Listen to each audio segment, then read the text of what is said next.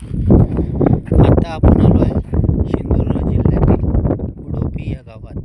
इथे हजारो वर्षापूर्वी काही कातळ शिल्प अस्तित्वात होते. ते आता इथे ग्रामस्थांच्या सहाय्याने मार्गदर्शनाखाली हे आता उघड झाले आहे. सिंधुदुर्ग जिल्ह्यात लाभलेला हा ऐतिहासिक ठेवा म्हणावा लागेल. हे इथे यायला काही रस्ते वगैरे नसून मॅप लावून मी सध्या इथे आलेलो आहे आणि खरोखरच हजारो वर्षापूर्वी इथे हे कातळ शिल्प बघण्याजोगी आहेत. आता हे